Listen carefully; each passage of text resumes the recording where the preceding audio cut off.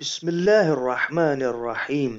آیت اللہ صافی گلپیگانی اپنی کتاب جمال منتظر میں علامہ مجلسی علیہ الرحمہ کی کتاب بہار الانوار کی ایک روایت نقل کرتے ہیں اور لکھتے ہیں کہ علامہ مجلسی نے اپنی کتاب میں لکھا کہ کشف الیقین میں محمد بن احمد بن الحسن بن شازان نے المئۃ الحدیث سے کہ جن کو انہوں نے محمد بن الحسین بن احمد بن محمد بن جعفر سے، انہوں نے محمد بن الحسین سے،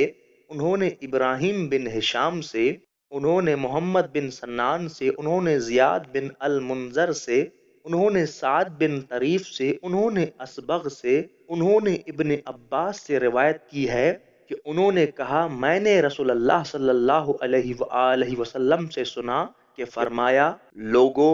جان لو خدا کا ایک باب یعنی دروازہ ہے، جو اس میں داخل ہو گیا وہ عذاب سے محفوظ ہو گیا۔ یہ سن کر ابو سعید خدری کھڑے ہوئے اور عرض کی یا رسول اللہ، اس باب یعنی دروازے کی طرف ہماری رہنمائی کیجیے تاکہ ہم اسے پہچان لیں۔ فرمایا وہ دروازہ علی ابن ابی طالب علیہ السلام ہے، جو اوصیاء کے سردار، امیر المومنین، رب العالمین کے رسول کے بھائی اور تمام لوگوں پر ان کے خلیفہ ہیں۔ لوگوں جو شخص میرے بعد حجت کو پہچاننا چاہتا ہے اسے چاہیے کہ علی ابن ابی طالب علیہ السلام کو پہچانے۔ لوگوں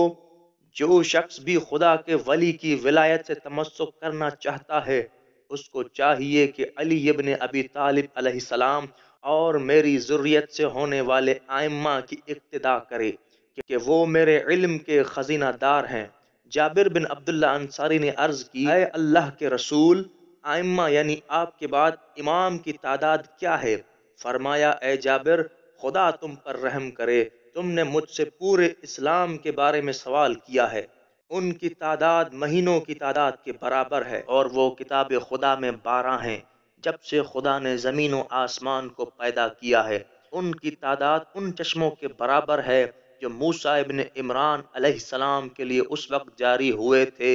جب انہوں نے پتھر پر اپنا عصا مارا تو اس سے 12 چشمے پھوٹ نکلے۔ ان کی تعداد بنی اسرائیل کے نقبہ کے تعداد کے برابر ہے۔ خداوند عالم فرماتا ہے، یقیناً خدا نے بنی اسرائیل سے عہد و اقرار لیا اور ان میں سے 12 کو نقیب بنا کر بھیجا۔ بس اے جابر، یہ ہیں میرے ائمہ، ان میں سے اول علی ابن ابی طالب اور آخر مہدی علیہ السلام ہیں۔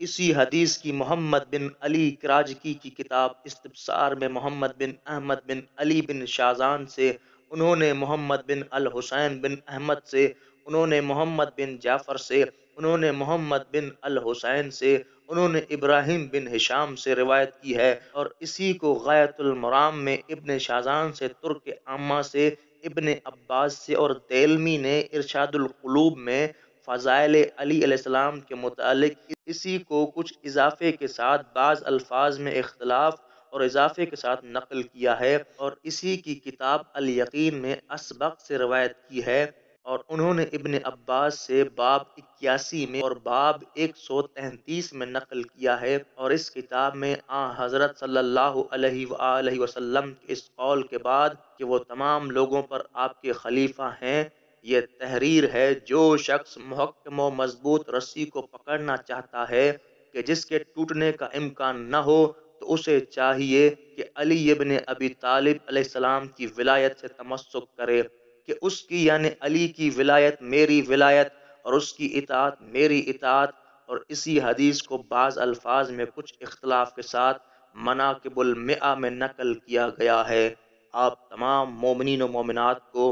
آمد امیر المومنین علی ابن ابی طالب علیہ السلام بہت بہت مبارک ہو۔ اس مبارک دن میں ہماری دعا ہے کہ امیر المومنین علی علیہ السلام کے فرزند امام مہدی علیہ السلام آخر الزمان کا جلد از جلد ظہور ہو جائے۔